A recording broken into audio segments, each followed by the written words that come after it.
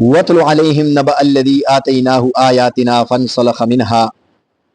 فَأَتْبَعَهُ الشَّيْطَانُ فَكَانَ مِنَ الْغَاوِينَ. ته دغو ته وروایا د اخسری خبر څه هغه ته مو خپل آیتونه ور کړیو بیا هغه نه ووتلو نو شیطان هغه پسې ورولګېدلو او دغه سړی د ګمراه خلکو نه وګرځېدلو. ولو شئنا لرفعناه بها ولكنه اخلد الى الارض واتبع هواه. کچېرې د مو خواښه وای نو مو به د هغه درجه بلنده کړې وه، خو لیکن هغه د ځمکې طرف ته مایل شولو، د مال و دولت طرف ته مایل شولو او د خپلو خواهشاتو اتباع یې وکړله. فمثله كمثل الكلب، د هغه مثال داسې شولو لکه سپی. ان تحمل علیه یلهث او تترکه یلهث، که ته هغه باندې حمله وکړي بیا هغه ستن کېږي او که پرېږدوې بیا ستن کېږي. ذلک مثل القوم الذین کذبوا بآیاتنا،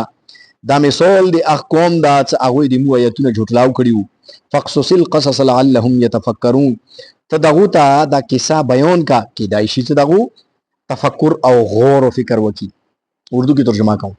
وَاتْلُ عَلَيْهِمْ نَبَأَ الَّذِي آتَيْنَاهُ آيَاتِنَا فَانْسَلَخَ مِنْهَا فَأَتْبَعَهُ الشَّيْطَانُ فَكَانَ مِنَ الْغَاوِينَ. آپ پڑھیے ان پر اس شخص کی خبر جس کو ہم نے اپنی آیات کا علم دیا تھا تو وہ اس میں سے نکل گیا، شیطان اس کے پیچھے پڑ گیا تو وہ گمراہوں میں سے ہو گیا.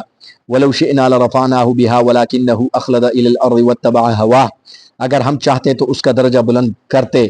لیکن وہ مال و دولت کی طرف مائل ہو گیا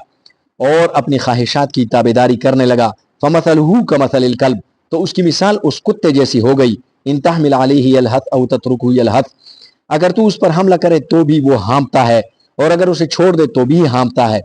ذالک مثل القوم الذین کذبوا بآیاتنا فاقصص القصص لعلہم یتفکرون، یہ مثال ہے اس قوم کی جنہوں نے ہماری آیات کو جھٹلایا، سو تو بیان کیجئے ان پر قصہ، شاید یہ لوگ غور و فکر کریں. وَاتْلُ عَلَيْهِمْ نَبَأَ الَّذِي آتَيْنَاهُ آیَاتِنَا. اللہ رب العزت په دې آیات کې دی کې او دینه مخکې آیات کې د یو کاس واقعا بیانوي به طور تمثیل، مثال خلکو ته ور کوي. چونکې د یهودو او د بني اسرائیلو تذکره لګیا ده، د روح صورت نه لګیا ده، نو د انم سپرات شروع ده، تقریبا د هغه شروعونه دا د یهودیانو د موسی علیه السلام د فرعون دا کیسه لګیا ده. نو دې ځای کې اوس الله رب العزت پیغمبر علیه السلام ته فرمایي چې ته دغو ته د اکثري کیسه بیان کا چې هغه ته موږ د خپلو ایتونو علم ورکړی و، خو دیونه ځان وباسلو. اوس ځینې مفسرین خدا فرمایي چې الله رب العزت بس محض یو مثال ورکړی د دې آیات کې، دا څه داسې واقعه تیره نه ده شوي بلکې یو مثال الله رب العزت ورکړی ده. خو اکثر مفسرینو فرمایي چې دې کې الله رب العزت د یو کاس واقعه بیان کړي ده، څه د هغه تفصیل قرآن مجید کې خو نشته ده، خو البته احادیثو کې د هغه تفصیل شته ده. چنانچه حضرت عبدالله بن عباس رضی الله تعالی عنه د دغې واقعي تفصیل بیان کړی ده چې دا موسی علیه السلام څه کله الله رب العزت حکم متویر کو چې ته دا خپل بني اسرائیل ځان سره کا او یو قوم یو ته وښیلو چې ته هغه کنعانیون وو، هغه یا ځنه علما کرام فرمایي چې عمالقه وو، بهرحال یو قوم وو چې د هغه متعلق حضرت موسی علیه السلام ته دا حکم ملو شو چې د بني اسرائیل ځان سره کا او دغو خلکو باندې حمله وکړه، جهاد ورسره وکړه، څه دغه وطن ونه لیا کړي او دا کله ونه په قبضې کې کړي، بس بیا تاسو دې ځای کې اوسئ. نو هغه قوم والا ته څه کله پاتې ولګېدله چې موسی علیه السلام خو سره د لښکره موږ ته نوسته په موږ حمله آور کېږي. نو د هغو په قوم کې یو کاس و، د هغه نما وه بلعم باعوره، دا نما وه. نو دا ډېر ډېر بې انتها نیک سړی و، ډېر دیندوره، تهجد ګزاره، عبادت گزار، او کمال دا و چې دا مستجاب الدعوات و، یعنې کومه دعا به چې دوی وکړله هغه به قبلېده. نو قوم والا به خپله کوم څه ضرورتونه وای، څه شی وای، مشکلات وای، بیا به دې ته راغلل، دوی به دعا ورته وکړله، مسله به حل شوه. نو قوم ته دا خبره پاتې وه چې دغه سړي دعا خدای قبلوي. نو هغه خلک دې ته راغللو چې بهی داسې چل ده چې دا مخامخ چې کوم دا یو لښکار ده، موسی علیه السلام د الله نبي ځان ته یایي او هغه تیاری د کوي په موږ حمله کوي. نو ته مهرباني وکړه چې دې ته ښېرا وکړه څه خدای په کتابو بربود کی څه موږ دغه نه خلاص نو بل هم باور او تویل زه خدای بندګو نو څنګه هغه ته خیری کوي شاه خو دی الله نبی دا کورس نه کوم خیر کوم ډیر الها هزاری ډیر سول زره ډیر څه خو بهر هر دا بل هم باور خبره نه منله اخیری هغه پینترا وته بداله کړله ډیر رشوت پیشکشي وته وکړه پیسې وته استعمال کړه نو ته ویل چې ته خیره و بس دوی پیسو په لالچ کې روغللو چنانچه دی خیره وکړه څه خیره وکړه نو الله رب العزت دی ژبې باندې داسې الله رب العزت کنټرول کې دی ژبه وخستله دی خپل خلینا خیره ادا کوله دی موسی علیه السلام او دی غلخ کړ دی پاره او خلینا خیره وتله دی خپل قوم دی پاره نو کوم ته دی دا د څه ایزه دی ته ویلو چې باسي مو واسنه خبره وتلی ده زه د خپېږم زه د څه یا هغه الفوز د مون ادا کیږي نه ادا کیږي د بل څه ته سو یلو سره چې کوم دا کنه بس تبو بربود شواله خدا سي چال وکه دو زید کې روغللو بجای دي څه سبا کې حاصل وای دو زید کې روغللو دي کوم ته ویلو چې د سي چال دا ته زخ وشخ دی واله مو ته ځون کې پاته ولګیدله تعالی تعالی مو زيتي تبکای خو تاسو کده بني اسرائیل شر نه ځون بچ کول غوړې دی هغه مقابله کې فتح حاصل کول غوړې نو تاسو به د چال وکه چې د خځو استعمال مو وکه واستا خو استا خځه بر ولټه او هغه به دغه لخر ته وروسته او هغه ته به دا هدایت جری کې دا انسټرکشنز به تویر کې چې را تاسو ته کاغذ سي یای نو تاسو به څه ریسپانس نه ور کوي څه یعنی هغه بنه کوي مدافعات بنه کوي بس پرېږدي ته څه سره کوي نو بهرحال هغه اند سی وکړل نو هغه جلکې چې کله هغه د موسی علیه السلام لخر ته ویر غللې هغه ډېر حسین او جمیل جلکې او تر خواږي کړي ویني هغه لخر کا سون چې کوم دا کنه هغه گمراه شول او زینو کې مبتلا شول ته مبتلا شول نو الله رب العزت هغه باندې تعاون راوستل نو تعاون چې کوم دا هغه لخر کې دومره تتر بتر یکړلو دا لخر چې تقریبا 70000 افراد هغه لخر نه هلاک شول نو خلکو چې چو کوم کمانډر و چې هغه دا کور کړو نو هغه کمانډر یې چې کوم دا کنه قوم ولا مروانی ولا چې توي لوسه دا ټول متبو بربود شول هغه مړ کړل و ونی ته کېړای کړل نو بهرحال هغه نه بعد الله رب العزت هغه چې کوم بلعم باعور او هغه باندې دا بیماری ور مسلط تا چې هغه ژبه ورچینه وروتله ژبه ورچینه کېړې شو ولا نو هغه به د سستن کېدو لکه څنګه سپای ستنکی نو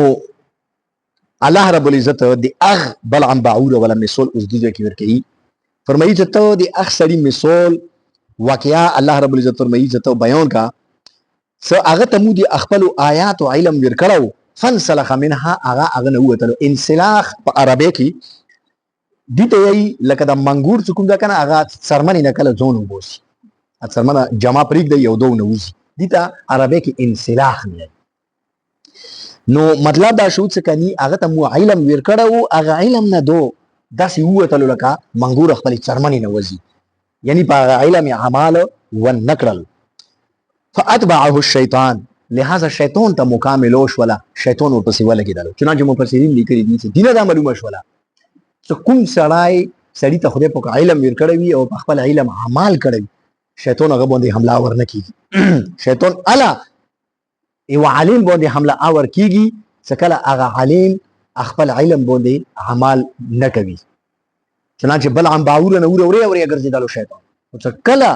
دی هغه علم شوته وچولو او دی بدعمله میدان ته روغلل نو شیطان ته مکمل وشوله لہذا فاتبعه الشیطان شیطان اس کے پیچھے پڑ گیا شیطان اور پسے شول فکان من الغاوی اور وہ گمراہ ہو گیا گمراہی کر ولو شئنا لرفعناه بها ولكنه اخلد الى الارض الله تعالی فرمایي چې کدی مو خوا خوا نو مو به هغه ته بلند درجه ور کړی و ولكنه اخلد الى الارض اخلد معنا وی مایل ہونا ارض معنا وی زمکا خود دې کې دي معنا دا مال او دولت چونکه دغه مال او دولت اخیری خلاصه انداز مکی ته ورسی ځکه سونا دا انداز مکی نه راوځي که چاندي دا انداز مکی نه راوځي کا غلا دا انداز مکی نه راوځي نو د دولت سرچشمه څوک دا غاز مکه نو لہذا الله رب العزت فرمایي چې دو ولکنه اخلد الى الارض دو دی پیسو طرف ته مایل شول نو دینا مفسرینو دا نتیجه اخذ کړی دا. هغه فرمایي چې ګوره دینه دا خبره راووتله چې کله انسان د لالچ شکار شي، کله انسان د پیسو دنی شي، پیسو پسې ورپسې شي، د پیسو شوق یې په دماغو کې کېني، نو دغه سړی ګمراهۍ نه نشي بچ کېدای، دغه سړی تباهۍ طرف ته لوړلو. ګوره دی موږ قوم چې نن تباه ده، موږ کې همدا مرض راکېده، موږ من حیث القوم وږي تږي حرمخور د پیسو شوقیان، دا بیماری موږ کې من حیث القوم راکېږي. څه عالم، څه ملو، څه طالب، څه سټوډنټ، څه ټیچر، څه لیکچرر، څه پړه لیکه، څه نه پړه لیکه، ټول دغه یوې بیمارۍ کې مبتلا دي. دا اوس ګوره سیلوب راغله ده، تاسو به ویډیو نه کسئ، د سیلوب په دوران کې لګیا د لوټ مار شروع ده، د یو بل په کورو باندې ورنوځي او د چوک چیشه مندي تختوي، د چوک چیشه مندي تختوي. اوس نن د هغه کوم کلا څه اوبو وړه ده، د هماغه کلي مشر بیان راغله ده چې موږ کلي کې دنیا زنانه راوتلي دي، سوالونه زره سوالونه دې کوي چې موږ کور یې وړلو، حالا رسو دې پر لاس 40 روپۍ ښېګڼه وکړه. یی چې زه درته دا ریکویسټ کوم چې دا ښځې دې مونږ نه دي، بل چې ته نه راغلي دي او سوالونه دې کوي، نامای موږ کلي بدناموي، خدای ته وکړه چې دغو ته چې شویر نه. یعنې موږ داسې وخت تګه کوم یو چې کوم ځای کې وکسو چې یاره دې ځای کې افات راغللو، هغه خلک په ځای پوتې وي، نور ورته روشي. ورمې کې به تاسو لیدلي وي، دغه ورمې کې چې کله انقلاب راغللو شیعه سني جان کې چې کوم کلي سوي وو، هغه خلک نور خپل په خبرو کې ډبوتو کې هغه اسلام آباد کې هغه کې تتر بیتر شولو، د کوم ځای کې رک روغ پوتې ونی کلي سوي وو، نه څه مشکل کې وو، نه څه هغه نور رشنو دا په کترونو کې ویلو. نو الله رب العزت داسې قوم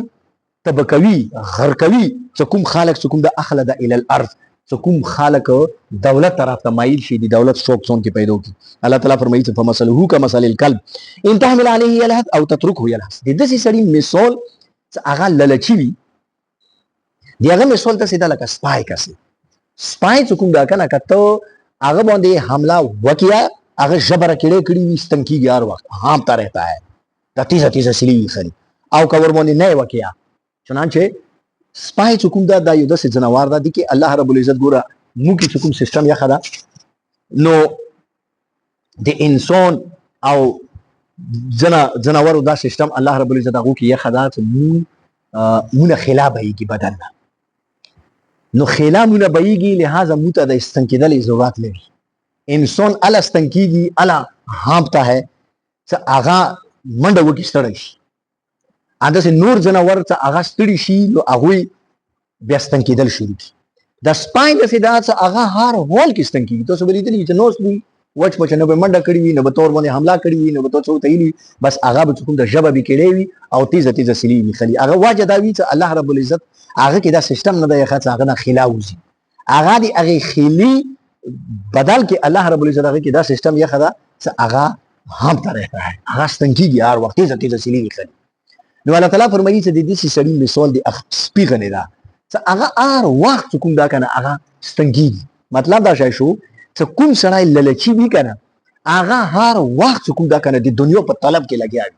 ان تحمل علیه یلهث او تترکه یلهث. سپي باندې که ته حمله وکړي، هغه منډه وکړي او که منډه نه وکړي، هغه هر حال کې هغه نه ژبه کړې وي او هغه به تیزه تیزه سلي وي خلي. همدانه منه مثال د هغه سړي چې هغه د دنیا په لالچ کې مبتلا ده، هغه به هر وخت د ذلالت کې مبتلا وي، هر وخت به څوک د سپي نومونه وي ژبه کړې وي. او سپي متعلق مفسرینو دا لیکلي دي چې سپای انتهایی للچي جناور ده. که تاسو فکر کړی یو سپای چې کوم دا کنه هغه هر وخت سار ټیټ وي، ځمکې سره نږدې ویني چې هغه بینایي چې د خوراک څه شي نشته، هغه ته تر روغ چې کوم دا کنه یو غوی ډنګار وتالول کوته مخ ته وچو، هغه به ښه پوهېږي چې دا ضرور نشي خوړای. هغه نه باوجود هغه ډنګر ته بل سپای نه رپلېږي، ښه به پوهېږي چې څه نشي خوړای. مونه زیاتي کې خیر دا بل دی وکړي، نه هغه بل وته نه رپلېږي، هغه سره جګړه کوي او بیا د روغ ډنګار په دې منې وخوره خېټې منې مور کا دوه روان وي، بیا به ځمکې سره علما کرام فرمایي چې هغه به ځمکه بینایي ویلي چې هغه للچي ده بې انتها. نو داسې سړی چې کوم للچي وي که نه هغه هر وخت د دنیا په طلب کې لګیا وي، هغه ارتپتي ویلی نشي. ذلک مثل القوم الذین کذبوا بآیاتنا. الله تعالی فرمایي چې دا مثال دی هغو خلکو ده چې د مو آیتونه جوړتلاو کوي. مفسرین فرمایي چې دینه مراد په مدینې منورې کې پیغمبر علیه السلام سره کوم یهودیان پاتې کېدو هغو طرف ته اشاره ده چې دغه مثال د دغو خلکو ده، د یهود مدینه چې کوم ده هغه بې انتها للچي قوم. والله ته متنې کمان